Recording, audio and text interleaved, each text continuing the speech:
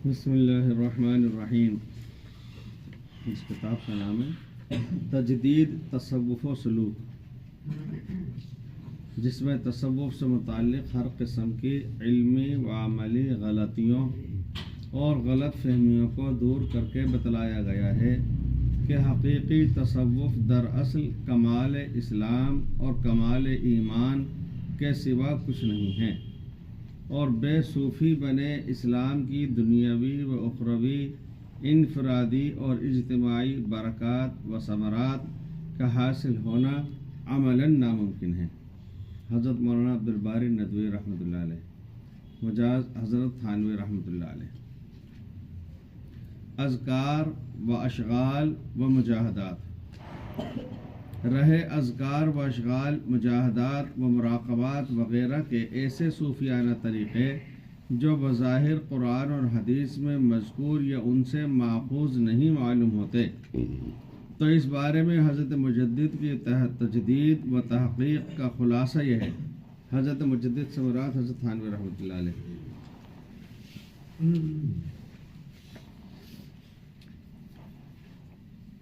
کہ تصوف کے دوست و دشمن، معتقد و منکر دونوں ایک مشترک غلطی میں پڑ گئے کہ ان چیزوں کو تصوف کے مقاصد و غایات سمجھ لیا، حالانکہ ان کی اصل حیثیت تدابیر و مقدمات یا آثار و ثمرات کی ہے۔ مقاصد تصوف یہ چیزیں قطعاً نہیں، اس لیے ان کو بدعات کہنا سرے سے بے معنی ہے۔ بدعت نام ہے احداث فی الدین کا، یعنی دین میں دین کا مقصد جان کر کسی نئی چیز کا اضافہ کرنا، نہ کہ احداث للدین، یعنی مقاصد دین کے حصول کے لیے تجربے کی بنا پر کسی نئی تدبیر کا اختیار کرنا۔ جو بہت سے اذکار، ذکر وغیرہ اس طرح کے ہیں کہ براہ راست قرآن کریم میں یا حدیث پاک میں نہیں ملتے، تو بہت سے لوگ یہ سمجھتے ہیں کہ یہ تو بدعت ہو گئی، حالانکہ وہ سنت سمجھ کر کے نہیں کیے جاتے۔ بعض چیزیں تجربات کی بنا پر کی اختیار کی جاتی ہیں، تدبیر کے طور پر اختیار کی جاتی ہیں۔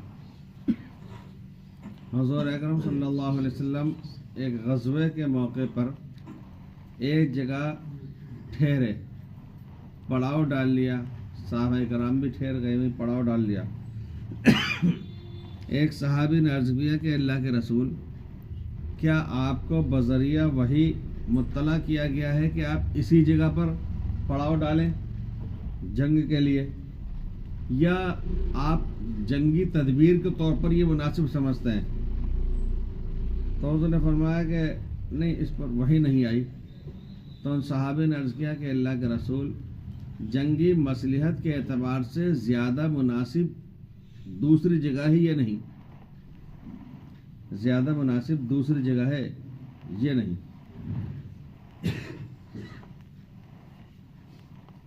تو بعض چیزیں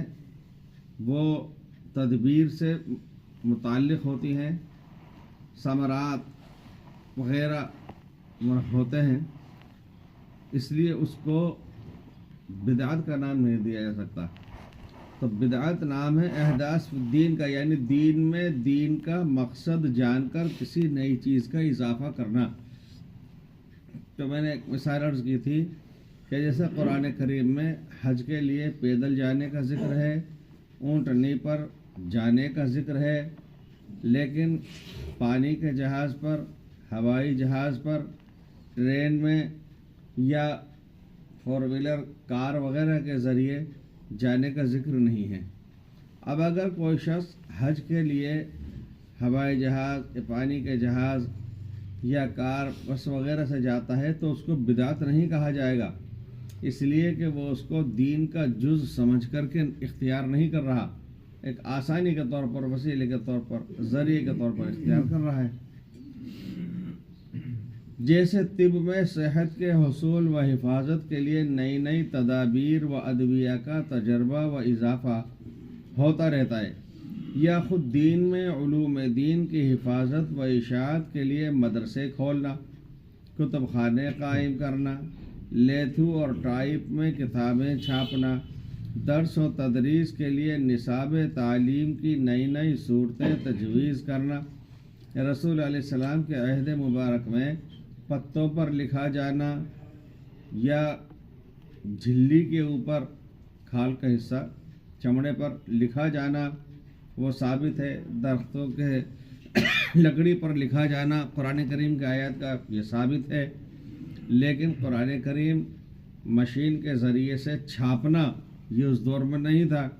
اب اگر کوئی شخص چھاپنے کو بدعت کہنے لگے تو یہ غلط ہو جائے گا، اس لیے کہ یہ تو ایک طریق وسیلہ ہے، اس کو ہم دین کا ایک حصہ سمجھ کر کے اختیار نہیں کر رہے۔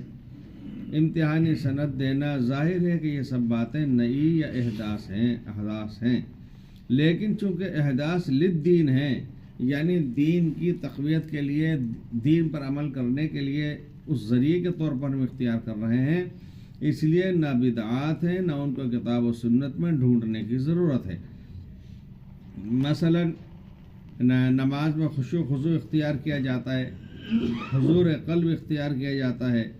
یہ سب چیزیں مقصود ہیں، معمور ہیں، اور تجربے سے ذکر اور شغل یا مراقبہ وغیرہ کی کوئی خاص صورت اور ہیئت اس مقصود کے حصول میں معین معلوم ہوئی جس میں کوئی شرعی ممانعت یا قباحت بھی نہیں، تو اس کا خود ایجاد و اختیار کر لینا یا غیر مسلموں اور دین کے دشمنوں تک سے اخذ و قبول کر لینا ایسا ہی ہے جیسے جہاد کے لیے تیر و تفنگ کے بجائے بندوق اور گن کا ان سے سیکھ بلکہ چھین لینا۔ قرآن کریم میں جو حکم دیا گیا ہے، حدیث پاک میں جو فرمایا گیا ہے، وہ ہے کہ نماز کو، عبادت کو خشوع اور خضوع سے پورے دھیان اور توجہ یکسوئی کے ساتھ میں ادا کیا جائے۔ اب ایک شخص کو تجربہ اس کو ایسا ہوا کہ فرض نماز تو وہ جماعت سے سب کے ساتھ میں پڑھ رہا ہے، لیکن اس کا خود کا اپنا ذاتی تجربہ یہ ہے کہ نفلیں جب وہ پڑھتا ہے تو بھیڑ میں یا بہت سے لوگوں کے درمیان اس کو وہ خشوع خضوع حاصل نہیں ہو پاتا۔ اب وہ اوپر کی منزل میں جا کر کے ایک طرف کونے کے اندر وہ سکون سے نفلیں لمبی لمبی پڑھ رہا ہے، اس کو دل جمی وہاں زیادہ ہو رہی ہے تو وہ اس کو اختیار کر لے۔ یہ نہیں کہا جائے گا کہ صاحب آپ اوپر جا رہے ہیں، کم روشنی میں جا رہے ہیں، اکیلے میں پڑھ رہے ہیں تو یہ بدعت ہو جائے گا، ایسا نہیں ہے۔ صوفیہ میں خاص شغل پاس انفاس کا ہے جو بہت عام ہے، اس کی نسبت کسی طالب علم کے سوال کے جواب میں ارشاد فرمایا، پاس انفاس یعنی سانس کے ذریعے سے لفظ اللہ اللہ یہ اشغال میں سے ہے، اس سے یکسوئی ہوتی ہے اور خطرات وساوس خیالات دفع ہوتے ہیں۔ اسی طرح ذکر کے مختلف طریق ہیں جس کو جمعیت اختیار کرنا چاہیے، کیونکہ جمعیت گو خود مقصود نہیں لیکن مقدمہ ہے حصول مقصود کا، اور مقدمات کا مقصود میں بہت دخل ہوتا ہے، اس لیے مشائخ نے مقاصد کے لیے کچھ مقدمات تجویز کیے ہیں اور ان کو عملاً ایسی ہی اہمیت دی ہے جیسی کہ مقاصد کو۔ بعض لوگوں کی عادت ہوتی ہے کہ ان کو نیند اس وقت آتی ہے جب لائٹ جلی ہوئی ہو، روشنی ہو، اندھیرے میں ان کو نیند نہیں آتی، وحشت ہوتی ہے، اور بہت بڑی تعداد بلکہ اکثریت وہ ہے کہ جب وہ سونے لگے تو اس کو بالکل اندھیرا چاہیے، جب تک لائٹ ساری بند نہ ہو جائے آنکھیں نہیں لگتی۔ کچھ حضرات کا معمول ایسا ہوتا ہے کہ اندھیرا بھی نہیں ہو، تیز روشنی بھی نہیں ہو، اس لیے سوتے وقت کا چھوٹا گولا جلاتے ہیں، ان کو اسی کے اندر نیند آتی ہے۔ میں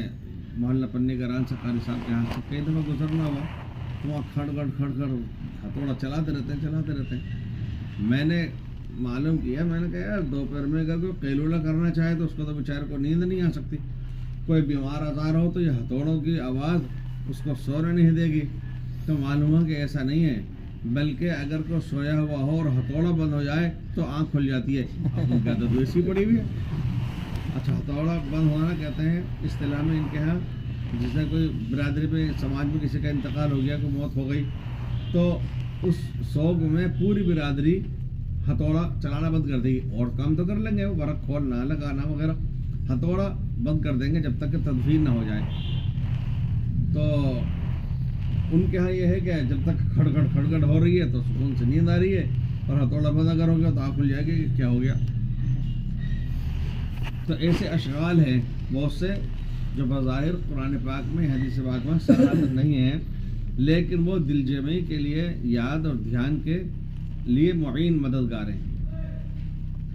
لیکن ان مقاصد کے اصل ہونے کے بجائے مقدمات ہونے کی سب سے بڑی دلیل یہ ہے کہ مقاصد کی طرح ان مقدمات میں سے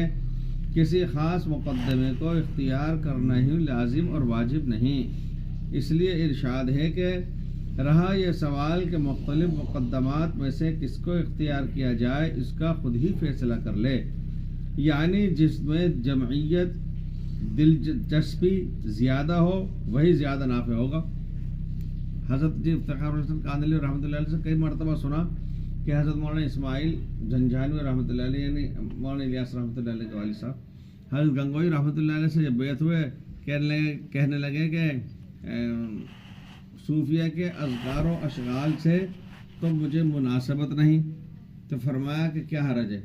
یہ تو ایسا ہی ہے کہ بخاری شریف پڑھنے کے بعد میں اور نورانی قاعدہ پڑھنے کے لیے کہا جائے کہ آپ کو کیفیت حاصل ہے، لہٰذا اذکار مسنونہ کافی ہیں آپ کے لیے، آپ وہی کرتے رہیے،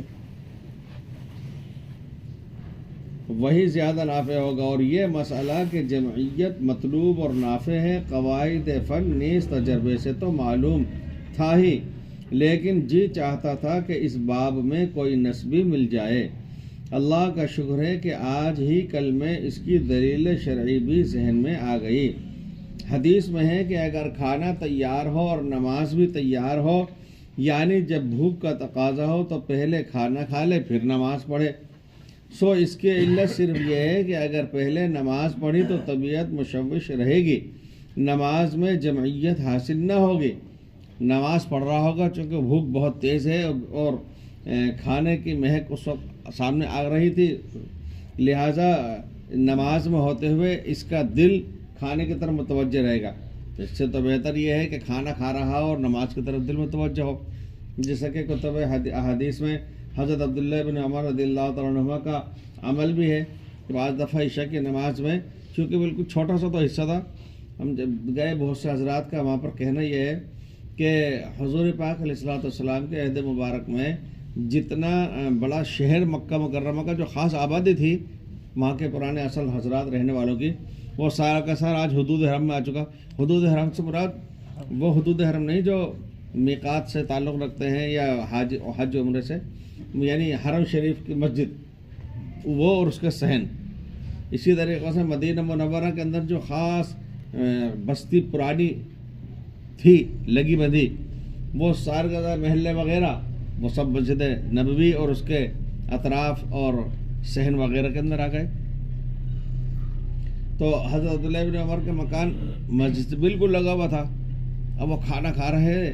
وہاں نماز ہو رہی تھی اور وہ جلدی کرنے لگے کہ بھائی کھانا کھاؤں جلدی سے اور نماز میں شریک ہو جاؤں، تو ثابت ہے۔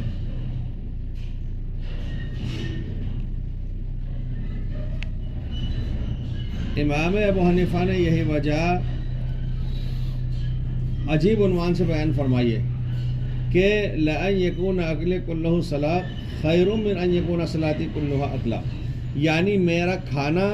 اگر نماز بن جائے تو یہ بہتر ہے اس سے کہ میری نماز کھانا بن جائے۔ ہمارے حاجی صاحب امداد اللہ رحمۃ اللہ علیہ اس اصل پر ایک تفریح فرمایا کرتے تھے، اگر کوئی ہجرت کر کے مکہ معظمہ میں قیام کرنا چاہتا اور حضرت کو فراست سے اس کا یہ مذاق یعنی اس کی یہ عادت یہ جبلت محسوس ہوتی کہ اس کو مکہ معظمہ میں ویسی جمعیت نہ ہوگی جیسے ہندوستان میں ہے، تو اس کو ہجرت کی اجازت نہیں دیتے تھے۔ بہت سے لوگ ہجرت کے شوق میں پہنچ تو جاتے وہاں، پھر وہاں جانے کے بعد خود حضرت مدنی رحمۃ اللہ علیہ کے والد صاحب نے جب ہجرت کی اپنے خاندان کے ساتھ میں، تو وہاں فاقوں کی بھی نوبت آئی اور حضرت مدنی رحمۃ اللہ علیہ 15 سال تک مسجد نبوی میں درس حدیث دیتے رہے اور باہر کھجوریں بھیجا کرتے تھے گھر کا گزر بسر کرنے کے لیے۔ وہاں بڑی تکلیف تھی۔ نظام حیدرآباد یعنی حیدرآباد کا جو نواب تھے ان کی طرف سے آئے دن کچھ نہ کچھ کسی نہ کسی کسی نہ کسی بہانے سے وہاں ختم کیے جاتے تھے، یعنی کوئی وظیفہ وغیرہ کروا کر کے شیرینی بٹوا دینا،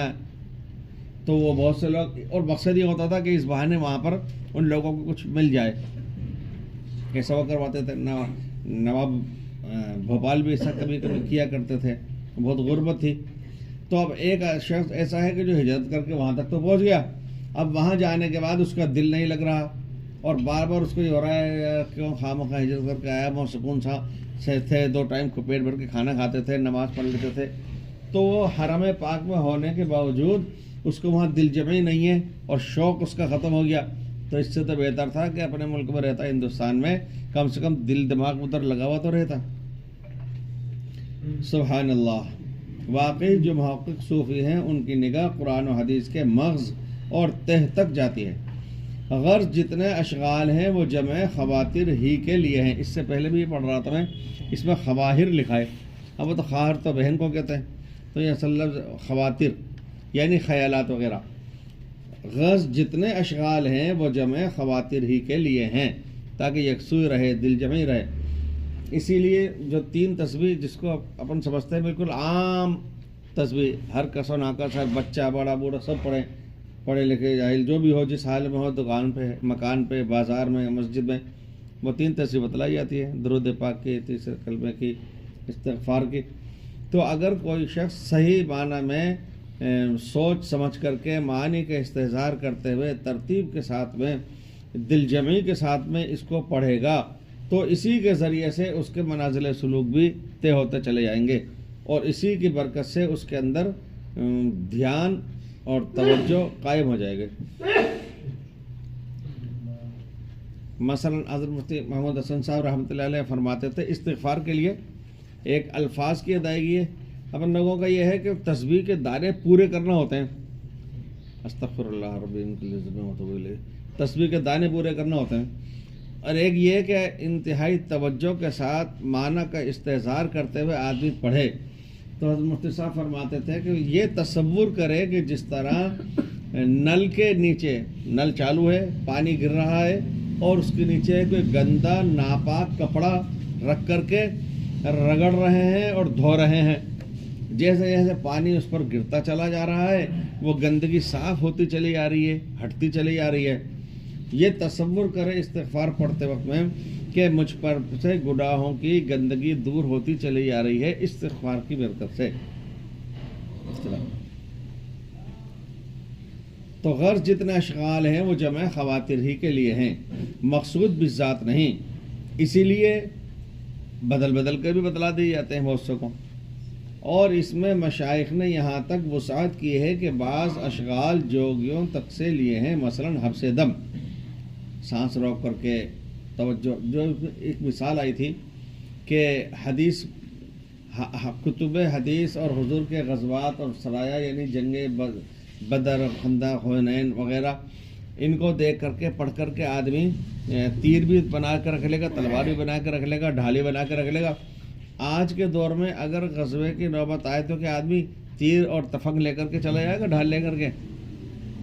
آج اس اعتبار سے تیاری کرنا پڑے گی، اور آج اس اعتبار سے جو آدمی ہتھیار مہیا کرے گا تو وہ غیروں سے لے گا یا غیروں کے طریق پہ بنائے ہوئے لے گا۔ تو یہی سمجھانا چاہ رہے ہیں کہ بعض چیزیں اگر ہمیں قرآن حدیث میں نہیں بھی مل رہی ہیں، لیکن اگر وہ سبب اور ذریعہ بن سکتی ہے کسی چیز کا تو اس کو اختیار کرنے میں کوئی حرج نہیں ہے۔ اس کے جواز کے دلیل خندق کا واقعہ ہے۔ حضور پاک علیہ الصلوۃ والسلام اور صحابہ کرام عجیب حالات، نازک حالات سے دوچار تھے اس وقت میں، اور تمام کے تمام عرب قبائل اکٹھے ہو گئے تھے، تمام کے تمام عرب قبائل اکٹھے ہو گئے تھے، دشمنی پہ تل چکے تھے، اور مدینے کے اندر کے رہنے والے یہود وہ اندرونی سازشوں کے اندر مبتلا تھے۔ تو اس موقع پہ مدینہ منورہ کی حفاظت کے لیے حضرت سلمان فارسی رضی اللہ تعالیٰ عنہ نے یہ پیشکش کی تھی، یہ رائے سجھائی تھی کہ ہمارے ہاں فارس میں، ایران میں، ہمارے ہاں فارس میں شہر کے گرد خندق کھودتے ہیں، گہری خندق کھود دیتے ہیں، اور خود بھی تو یہ بہتر رہے گا حفاظت کے لیے۔ تو تین طرف سے مدینہ منورہ کے تین طرف سے جہاں سے خطرہ تھا، اندیشہ تھا کہ دشمن آ سکتا ہے مدینے کے اندر، تو وہاں پر خندق کھود دی گئی اور رسول پاک علیہ الصلوۃ والسلام بنفس نفیس اس میں شریک اور شامل رہے۔ تو یہ نہیں کہا جائے گا کہ صاحب پارسیوں کا، آتش پرستوں کا طریقہ اختیار کر لیا، یہ تو دنیا کی ایک تدبیر ہے، وہ اختیار کر لی، وہ فائدہ مند ثابت ہوئی، محض ایک تدبیر تھی، اس لیے حضور نے اس کی اجازت دے دی۔ سبحان اللہ۔